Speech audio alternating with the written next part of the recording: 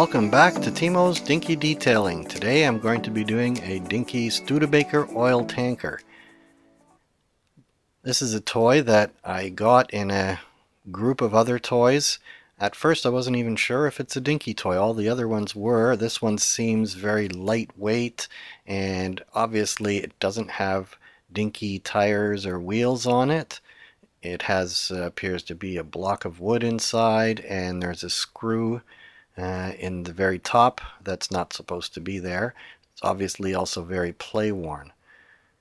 So after looking online, I was able to find this toy, and it is in fact the Dinky toy. Probably most people recognize it if you're a Dinky fan. This one doesn't have its original base, doesn't have its original wheels or axles. So obviously what's happened is somehow the base has come off, and somebody has repaired this for their child. So here's a machine cut brass screw in the top and a couple of nice looking stainless screws in the bottom. So this was a handy father, I imagine. It's been lovingly repaired so that the child could go back to playing with it, although I don't know how the heck he got the base off of it. So there's a piece of galvanized sheet metal base, nicely made to fit, and inside a block of wood that was held on with that screw on the outside. And this is interesting. It's some kind of spool. I remember this from my childhood. So if you've ever seen one of these, remember it from the 60s. It's about 1 inch wide.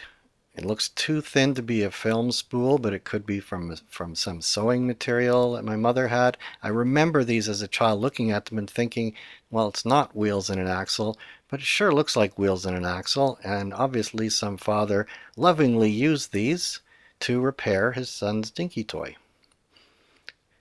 So it's got a nice history to it. Obviously the paint is done on it. But otherwise it looks like, aside from missing a base, it's in pretty good condition. Now, in order to fit these spools in there as wheels, he also ground out the normal axle size of loop that's down there. So I'm going to have to fill that in order to repair it. And so today I'm going back. I'm using the paint stripper instead of the caustic soda, because to do the caustic soda, I did this early in the morning. I was up before other people in the house, so I went to do this quietly. I don't have to turn on the kettle, which would wake people up. So this is a quieter way for me to do it. It doesn't have a lot of paint, so I figure it's not going to need a lot of stripping. And after using the paint stripper, I rinse it with water. That deactivates it and cleans the stripper off. And it came out pretty good. When I do this, the inside doesn't get stripped very well or at all. So I just left it because it's red. I'm going to be painting it the same color. I want to bring it back as a fairly ordinary restoration. The body casting is in excellent condition. It was a very good quality casting. There's a few places where there's voids, so I'm going to try and fill those in. So now I've got to make a base first of all, a new base. So I've taken a piece of paper and I'm just pressing with my fingers to get an impression of where the edges are. And I'm going to cut that out as a pattern.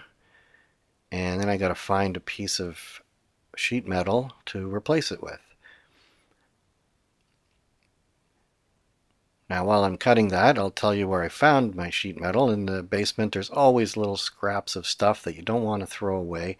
I had a piece of aluminum trim where I had redone some old windows. Instead of replacing them, I repaired the wood by putting stock pieces of aluminum siding. And I had a piece left, and it's brown on one side and white on the other, and it's thin, so it's easy to cut with tin snips. And so there I cut a piece and trace around with the pencil of my pattern, and all that's left is to cut it out. Some of it I can cut with the tin snips, but there's a lot of stuff. I'm going to need this. This is a nibbler, and it has this little jaw that comes down, and so I can nibble little bits off. I've speeded this up until I get to the lines, and then once I've got it roughly done, I can file it and adjust it. So it's a quick little thing I showed there, but it took a while to file it down and get it to fit. Now I've got to get, there's folded up parts that hold the axle. So I've measured the thing up, and I measured, you could see at the beginning, I measured with the wheels on the axle how far apart it needs to be. So now I'm drilling and tapping. I'm going to put this thing onto a piece of wood, and this is in my milling machine, so I can precisely drill out and match the both sides. So I want to have it so that both sides are equal.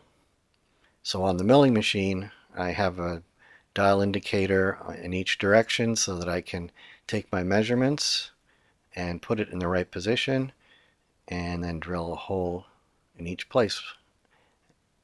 And I'm able to do it perfectly measured so that they come out exactly the same on both sides.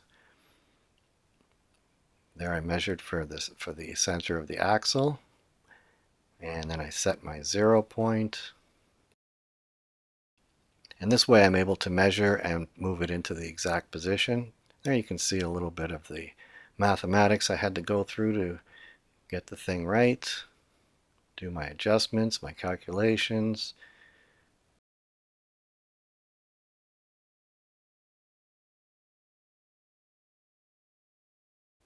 And I get my axle holes in just the right spot.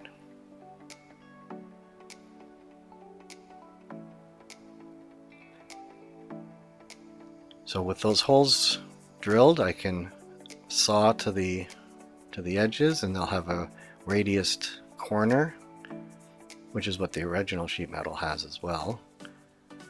And then it's a bunch of filing to get it to the right shape, measuring constantly. This is measuring for where the fold is going to be.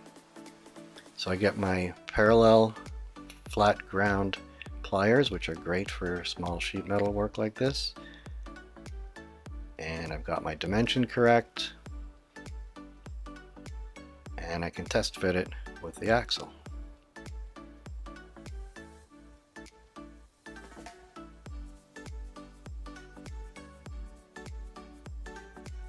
And there we go, fits perfectly.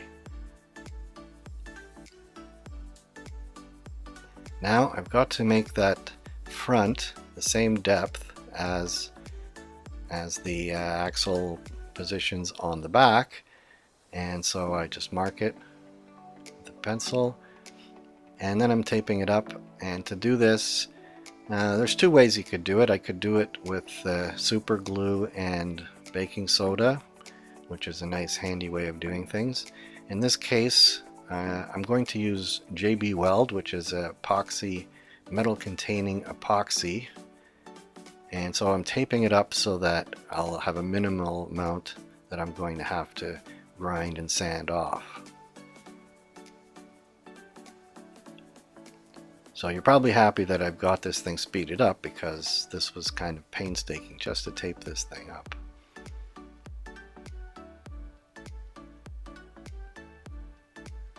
You can see the height was set with the first piece of tape, so when I put the axle there, it's already at the correct height.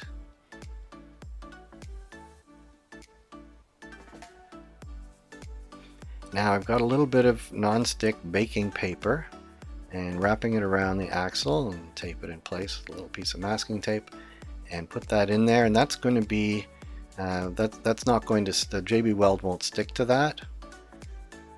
And so I'll be able to take the axle out and leave a nice clean edge where the paper is. So this is the JB Weld. I had this for a long time because I had it from before, and this was a brand new package that's been sitting there for a couple of years because I haven't needed it in all that time, but here we go.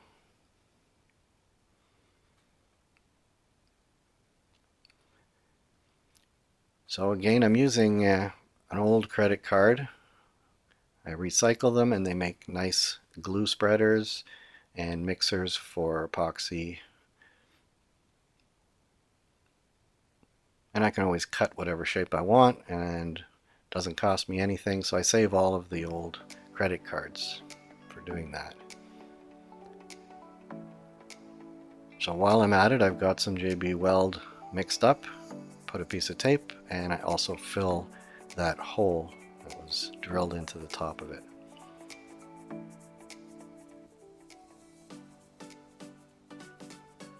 So now this is the next day, because JB Weld takes a while to cure, so it's left overnight. And there I get the axle out and the paper just comes right out. Now there's a lot of overspread there, but the JB Weld is soft enough that you can still cut it with a knife. I think it probably hardens over a few days, but I was able to cut it easily with a knife, and the rest of it is pretty much perfect because I had it up against the tape like a form. A little bit of damage on the roof over the driver's window, so I try to clean it up with a file, and this time I go to the Bondo glazing putty.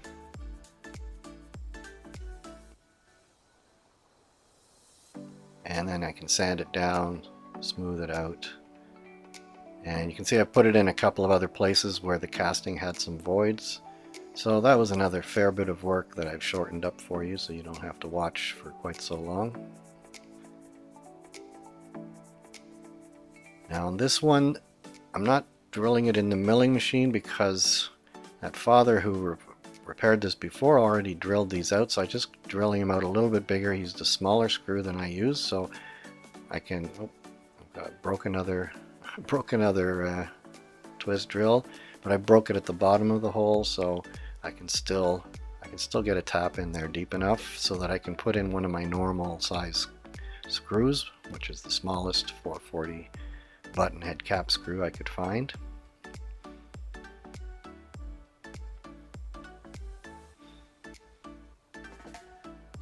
So the screws fit in there, so now they'll stay in there, so while I'm painting and doing other things, it'll protect the thread from getting clogged up with junk.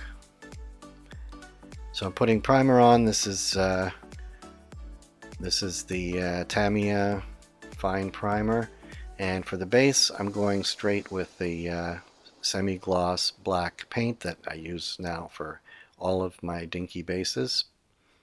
It goes on easy and makes a beautiful finish. So here priming the wheels. I may or may not have put both sides of the wheels on this shot because you have to flip the wheels over after they've dried and paint the other side of them. So here I'm outside. I'm using this is the Tremclad professional Tremclad paint.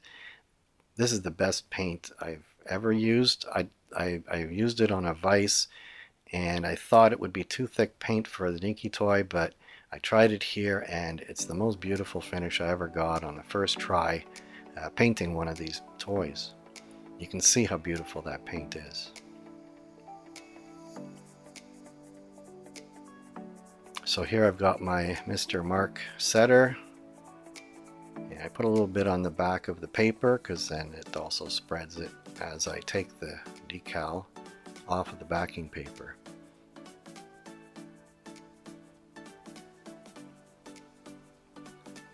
So that went on pretty good.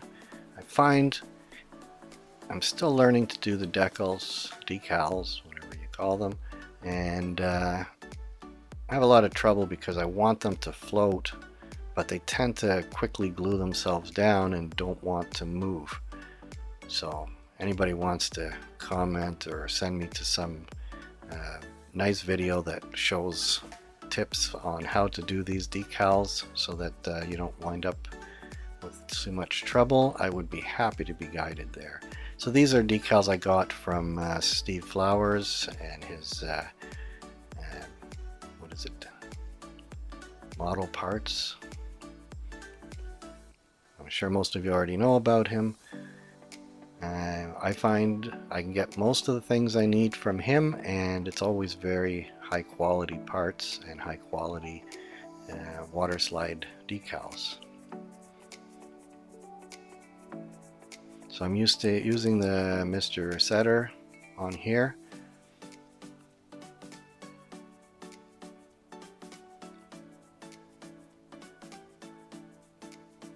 And I'm thinking I didn't leave it long enough in the water.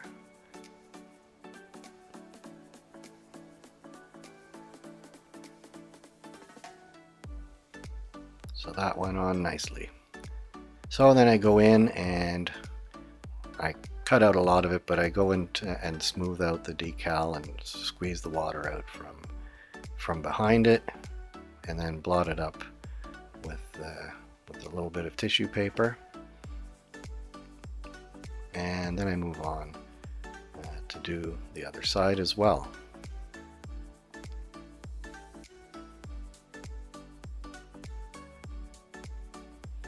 So there we have one side and the other, and it looks gorgeous. The paint is stunning. I find that the camera is not able to capture it very well because it's such a perfect finish. There's no little flaws that will give it the camera something to focus on, or to have different shades of colors. It always looks like a big solid mass of color because the paint is so perfect. So I'm going to paint these little domes. I'm taping it up not because I'm going to paint to the edges of the tape, but I'm just paranoid I'm going to screw up the paint job with my silver paint and blot it onto the red paint. So an abundance of caution, I'm going in here and using the Tamiya flexible curvable masking tape, which is like a white electrical tape. So it's stretchy and it peels off beautifully. It hasn't yet stripped any of the paint off of my model when I've used it. So it's also a kind of a safe masking tape. I love this stuff. I'm probably going to buy some wider ones, so in a case like this, I don't need to use two halves to to do the masking.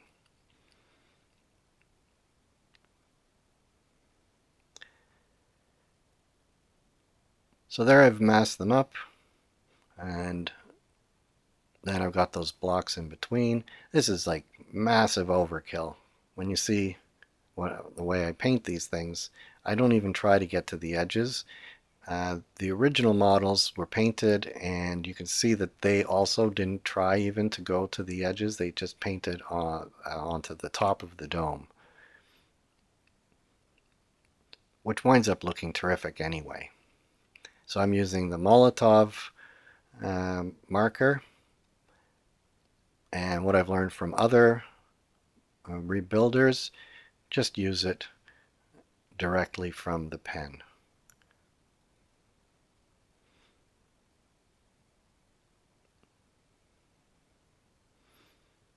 It gives you a lot of control, and you're just drawing like you're drawing with a pencil crayon or something. Here I could have held the model down a little bit better because it kept moving on me.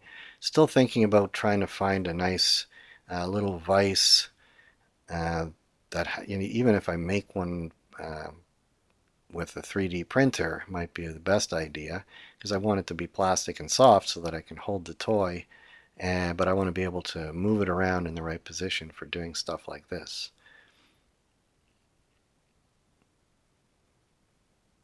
When you're doing these, that's what you're thinking about. You're going, gee, I would need something to hold this thing down because the model keeps moving as I'm painting it.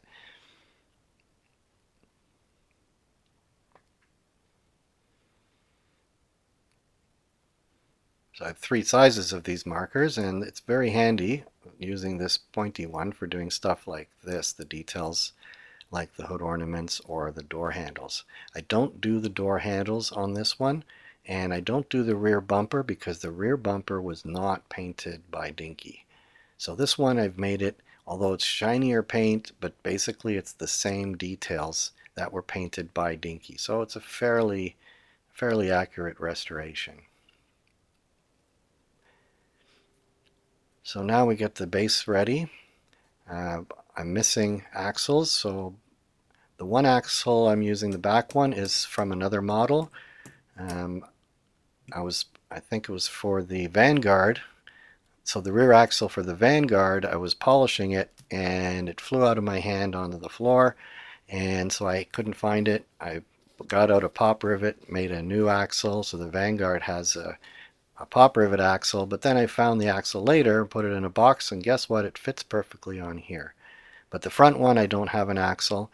The wheels, which are now painted red, uh, those are steel wheels I bought from Steve Flowers, and those were painted from scratch, so they're brand new. And there's really no other option in this case unless I had some spare wheels hanging around, which I don't.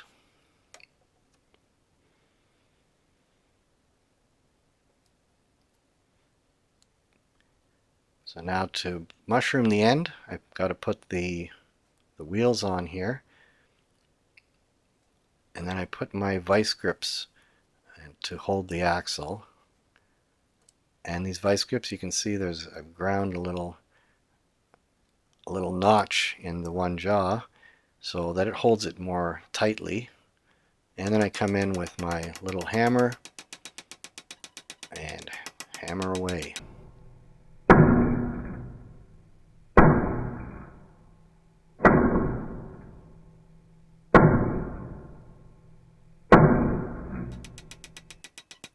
So after it's been mushroomed with the hammer, I've got this little tool I made. I ground out a little hollow. I put the power drill in hammer drill mode, and some people just use this in order to make the mushroom, but I find it's easier to hammer the mushroom, and then this just cleans it up and makes it nicely rounded like the original would look.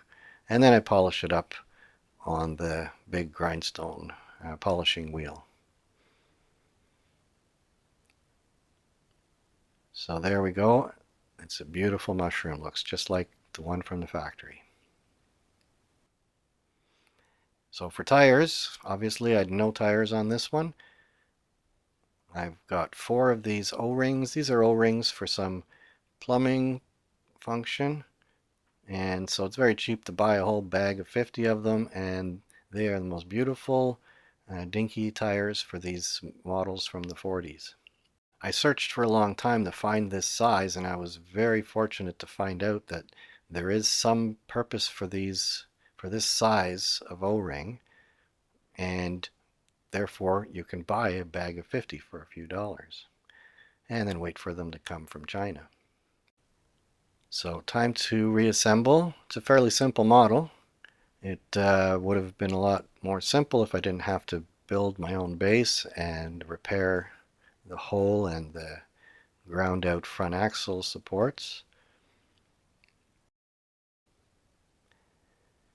So the base goes on, no lettering on the base, which kind of looks odd, but it fits beautifully. And I think it's an adequate repair. So let's remind you of what we started out with. So this is the toy as I got it. It's got those weird plastic spools as wheels, and it's got that block of wood inside, the sheet metal on the bottom, and the screw sticking out the top. So let's see what it looks like now. Now it looks back to what it looked like when it first came out of that yellow box and purple tissue paper. Perfect coat of paint. Would have had these nice decals, freshly mounted. Just a gorgeous toy that any child would just love to have. This has been a pleasure to restore this model to what it would have looked like originally from the poor condition it was in. I hope you've enjoyed this episode of Timo's Dinky Detailing, If you could like, share, and subscribe to my channel, that's the sort of encouragement that keeps these videos coming. So until next time, be seeing you.